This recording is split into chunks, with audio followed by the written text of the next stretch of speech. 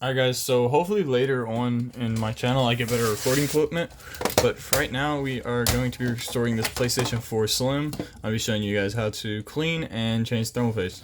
So this top cover legit just pops off like that. It's super easy. Then you have these Phillips screws, and yours might have these like plastic tabs and stuff where it's been plastic welded in.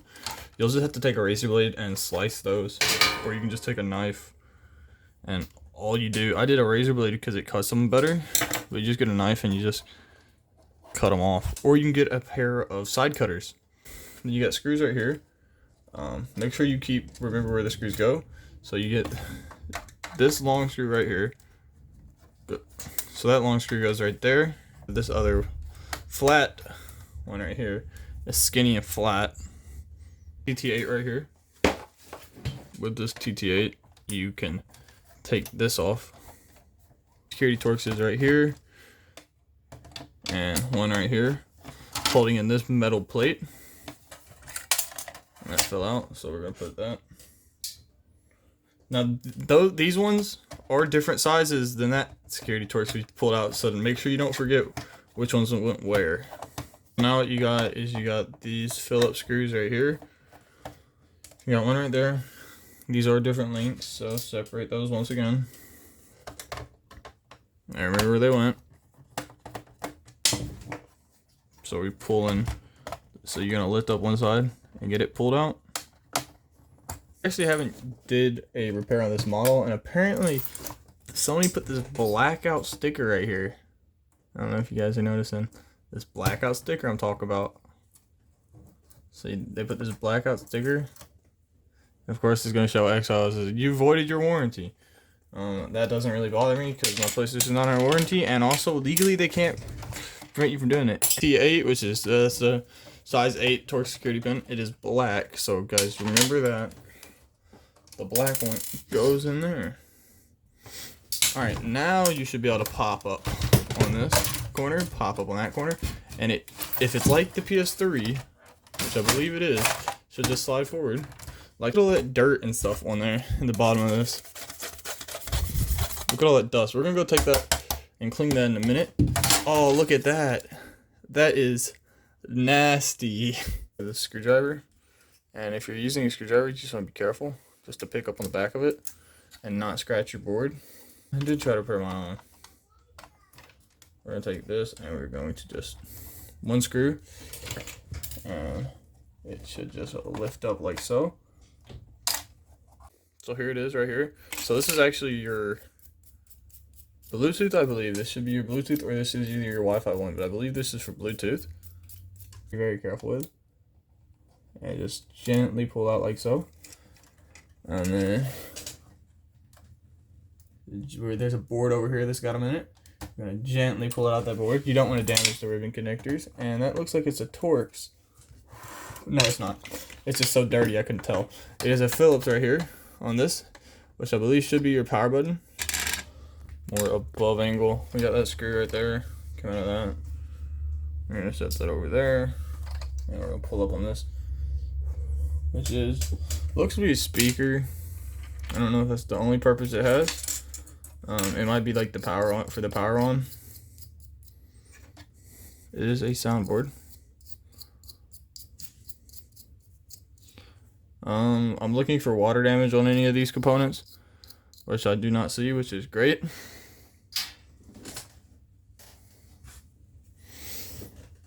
So we have this ribbon cable unhooked.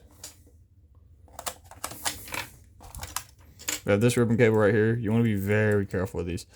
And you want to check, see if it has any locking pins. Like this one doesn't. Can you see those little traces on there? You don't want to damage those, because if you damage those, you could have just screwed up your entire thing. Now, there are tweezers. I recommend using tweezers for it, but I just have not got my tweezers in yet. I have like these little plastic tweezers. They're supposed to be coming in very, very soon. Also have a ton of tech. So this one actually, great time to show it. This one has a locking clip right there. So this clip I want to pull up, I believe. Yep. It pulls up. That black little clip pulls up so you can slide this out. We're just going to push that back down for now.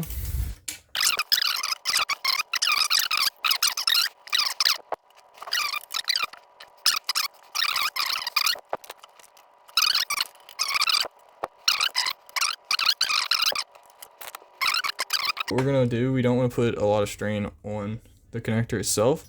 So what we're gonna do is you don't want to pull on the wires.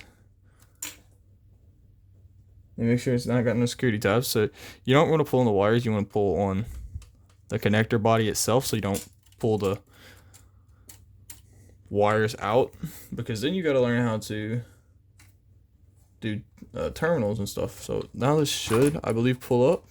But we had the power supply is just dangling there. So we're gonna set it down like that. Since the power supply is dangling, and we're gonna unhook the wire connected to the power supply like so. All right, now our power supply is unhooked. Come on out like so.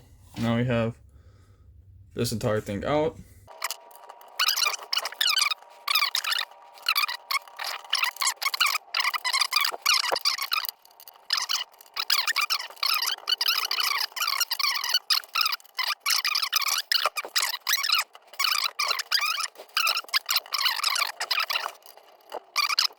Them do seem to cake up a lot more dust though. So you got this cover off. You want to be careful about these covers, because you see these little pads right here. Those little pads are very important for cooling in this area. Let me show you that. So if you see this right here where you see the corrosion, see that right there? That's corrosion. I'll zoom in real close with that for you guys. That's all corrosion, but it's not that bad. We'll just take some isopropyl alcohol. Any other percentage below 91 or above, because any other percent doesn't dry fast enough. Just gonna kind of clean up the board over in this area. So now that that's off, we're gonna take this screwdriver and we're gonna loosen up this clamp. So we're gonna loosen up this side a bit. We're gonna loosen up this side a bit.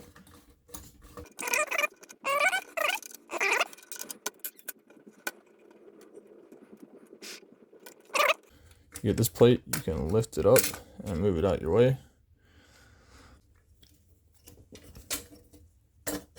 So all we're going to do is lift up from the back and pull the board forward. And boom.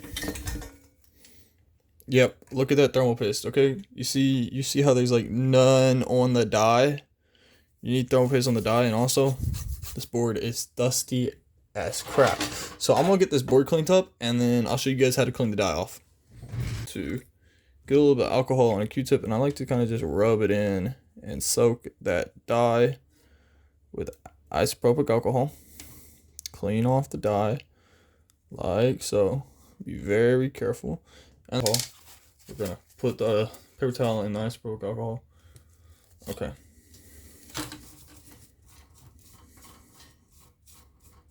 Then now you can worry about all this other thermal paste on the side and stuff.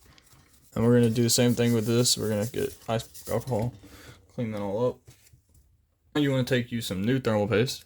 I have Crow Fuse right here, and you want to put about a pea size amount on here. So about the size of a pea, right there. That is a little much thermal paste, but remember guys, it's better to have more than none, but also it's not good to have a crap ton. Make sure, okay, so that's as tight as I can get it. That one's good. Okay, so now the thermal paste should have spread itself out. Guys, so I plugged it up, so we're gonna test to see if it does work. We have powered it on. Oh, TV's coming on. Okay, HDMI 1. It recognizes it's a PlayStation. And it's all good, and everything is up and running, chilling.